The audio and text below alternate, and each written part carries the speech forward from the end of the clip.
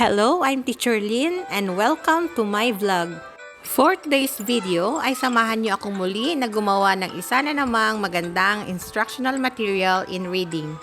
Sa instructional material na ito ay mahasa ang skill ng mga bata sa pagbasa ng mga CVC words. Ang instructional material na ito ay tinawag kong CVC spinner at ganyan po ang itsura niya kapag hindi pa po ito na-print. Para mas makulay ang ating instructional material, ay pumunta tayo sa printer properties at iset natin sa high ang ating quality. Ayan po at kitang-kita na makulay po ang kakalabasan ng ating instructional material dahil naka-high po ang quality ng ating printer. Pagkatapos nating i-print ay gugupitin lang po natin ito sa pakorteng bilog. At ayan, ready na po ito para i-laminate. So maggugupit lang po tayo ng laminating film na sakto lang sa laki ng ating bilog. Pagkatapos ay i-laminate na natin.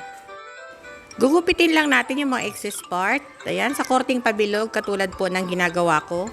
Pagkatapos ay bubutasan ang mga gitna upang mailagay natin ang round head fastener.